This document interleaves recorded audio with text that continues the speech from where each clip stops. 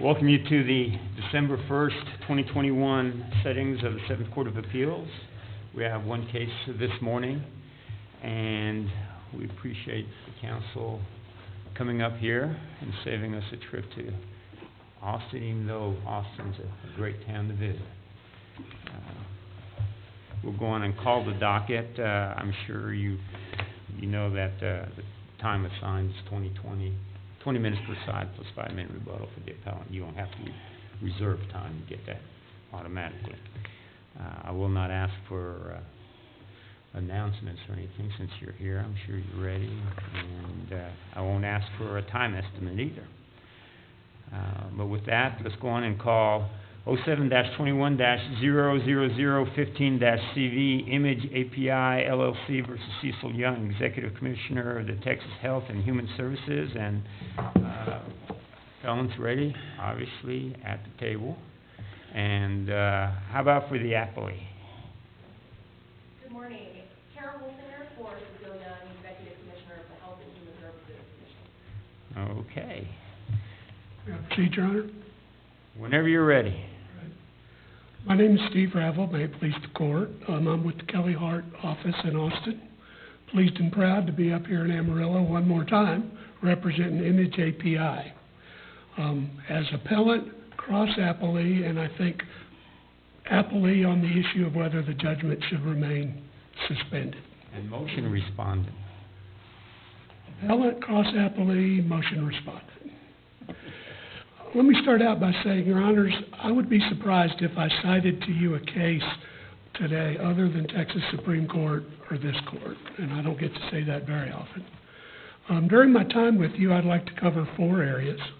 I'd like to summarize the uncontested facts that I think govern this case. I'd like to talk about the 2 statutory construction issues, that is whether my client, Image API, is a Medicaid contractor, which it is, because you can't get Medicaid if you don't have computer access without my client's help, and whether the audit timelines that are at issue in this case, whether the must be completed within the year after the audited year,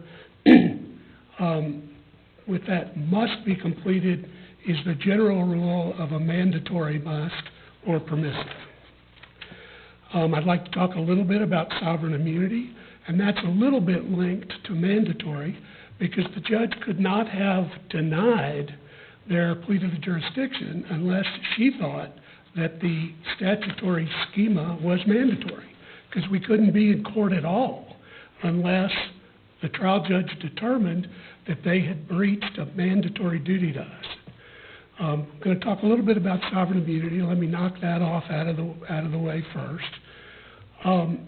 Probably the most durable exception to the sovereign immunity rule in Texas goes back to a case called Cobb versus Harrington, I think in the 30s. It's called the Ex parte Young of the Texas tort system. It just absolutely says, Judge, that a lawsuit against a state official in their official capacity for prospective equitable relief to stop them from doing something like enforcing out-of-time audits on you is just not a suit against the state. Let me turn to the facts. For 11 years, THHSC has contracted with my client, Image API, to fill a very important gap in the Medicaid application process, without which Medicaid could not be administered. It's not a surprise, Your Honors, that people who qualify for Medicaid might be part of a universe that don't exactly have computer access. So if you have to call Austin on the phone, ask for an application to be mailed to you, fill it out here in Amarillo with pen and attaching stuff to it with staples and paper clips, when it gets to Austin, it can't be processed until it's digitized.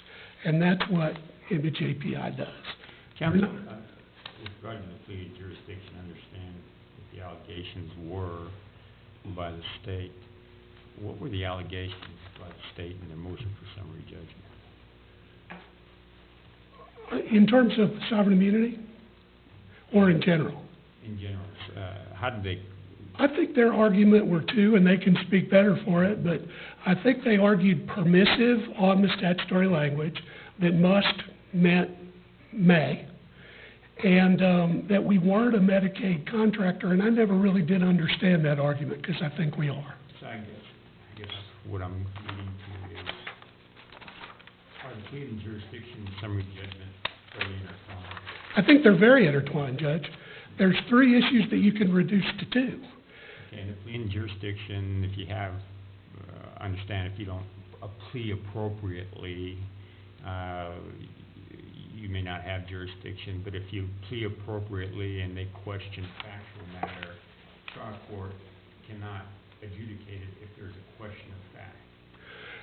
I think the trial court handled that right. They had the plea to the jurisdiction roll forward to the summary judgment hearing. It would have rolled to the trial on the merits if the trial judge, who took time off just about a week before her Supreme Court race against Chief Justice Hack to hear from us. I was a little surprised to hear from her that day, but I think that was handled appropriately in the trial court since they were so linked. In the summary judgment, did the trial court address the fact question, so to speak? Or, I mean, what was actual grounds for summary judgment? If pleading jurisdiction and summary judgment intertwined? Well, I think that two issues that can be reviewed here by de novo, whether under the record that was made we qualified as a Medicaid contractor, and we think we accomplished that as a matter of law, not just established a fact issue on it, and the pure legal issue of may versus must. And I think if you look at a trial court order that denies the plea of the jurisdiction but grants summary judgment against the applicant, you have to come to the conclusion that the only thing we lost on in the trial court was Medicaid contractor. Because if she hadn't thought the duty was mandatory, she would have had to have granted the plea of the jurisdiction. On this question of Medicaid contractor and the fact issue, what is the record going to establish as a matter of law, undisputed, that the facts are? I'm trying to understand exactly what it is that API does, or Image does. You receive all mailings and open all mailings, not just applications for Medicare and Medicaid? The only ones that are relevant here are for Medicaid, but we offer them, we open them for most of the other social safety net issues also. Okay. CHIP, food stamps. And just as I guess the record's going to establish by an affidavit that your company then receives this mail, runs it through whatever process you have to digitize it. Let me read to you from the record on that, because we made a very robust record on that, Judge. We receive the new enrollment applications on paper. We convert them. You've already sorted something there, and that's what I'm trying to figure out is who sorts the mail? We do. It's a turnkey thing, Judge. We get the machines, we do the facilities, we do all the sorting, all the digitizing, all the coding.